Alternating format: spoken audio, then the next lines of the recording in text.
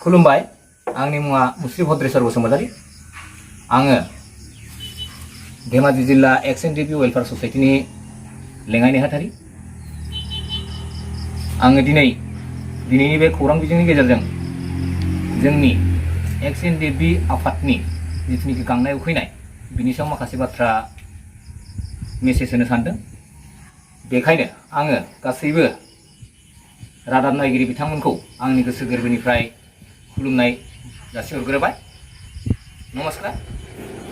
मैं श्री भद्रेश्वर बसुमतारी धेमाजि जिल्ला एक्स N D P welfare ससाइटिर मैं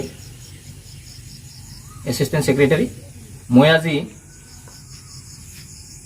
আজি जितुनिकि निউज चेनेल सकलोके मोर तरफर পৰা आदरणी जनाइছো आरो लगते निউজ चेनेल चोৱা যিবোৰ प्रतिनिधि राइज আছে সকলোলৈ मोर प्रार्थना जनालो। दिनैनि जितुनिकि बे मेसेजनि गेजेरजों आं बेखौनो होनो सानदों दि जोंनि थांनाय 2020 मायथाइनि 27 जानुवारि खालार खालि जितुनिकि एनडिएफबि एबसु इउपिपिअ भारत सरकार आरो लोगोसे आसाम सरकार मोनथाम बिजोंजों जितुनिकि सुक्ति गोजोन शान्ति सुक्ति जानानै थांबाय। बे शान्ति सुक्ति जानानै थांनायजों लोगोसेनो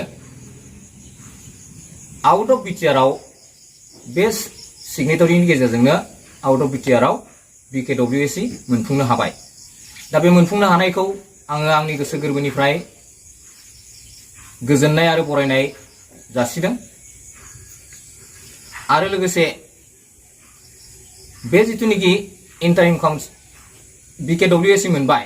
दिनै बिकेडब्लिउएसि खौ सुक्ति बायदियै जितुनिकि मावफुंनांगौ खामानि बे मावफुंनायनि बेलायाव दिनै जोंहा जितुनिकि इन्टारिम काउन्सिल एक्जिकिउटिभ काउन्सिला जानानै थांबाय। दायो जितुनिकि इन्टारिम काउन्सिलनि जिएम सायख'नाय हाबाफारि सोलिगासिनो।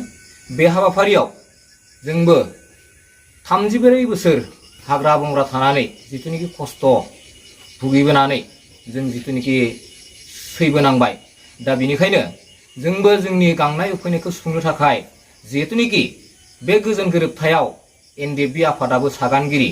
बे सागानगिरि हिसाबै सागानगिरिजों सागानगिरि मान होलायनानै सागानगिरि टीमनिफ्राय जोंनि एक्स एनडिएफबि वेलफेयार ससाइटिनिनो आफादगिरि मानगोनां मुस्रि कसेन्द्रजित बसुमतारी एलियास बि कासार बिथांखौ बे बिकेडब्लिउएसि नि जितुनिकि इन्टारिम काउन्सिलनि जिएम बे जिएम बिबानाव जाहाथे जोंनि एनडिएफबि आफादनि गांनाय उखैनायखौ माखासे सुफुंनो हानाय बायदियै जाहाथे जोंनि आफादनिफ्राय बिथांखौ इन्टारिम काउन्सिलाव सोसनथारनो थाखाय आङो आंनिफ्राय मानगोनां बिकेडब्लिउएसि नि चिफ मुस्रि मिनिस्टार बसुमतारी सारखौ खुथारै खावलायदों जाहाथे जोंनि जितुनिकि 34 बोसोर हाग्रा बंग्रा थानानै थाम्फै अरजा लेवार अरजा जि बिराद खस्थ' मोनबाय। बे खस्थ' मोननायनि थाखाय जोंनि सागानगिरि हानजानि जानानै जोंनि आफादनिफ्रायबो जनाय हालामनिफ्राय बि कासार बिथांखौ जाहाथे जिएम सोद्रोमा महरै सायख'यो बेखौ आङो गले गले बिकेडब्लिउएसि नि चिफ सार आरो लोगोसे इउपिपिअ नि दैदेनगिरि आरो बिकेडब्लिउएसि नि जिबिलागोनखि मावफुं सोद्रोमाफोर दङ बिथांमोनखौ जाहाथे जोंनि आफादनिफ्राय सोसनथारो बेखौ आंनिफ्राय गुरै खावलायहरनाय थादों।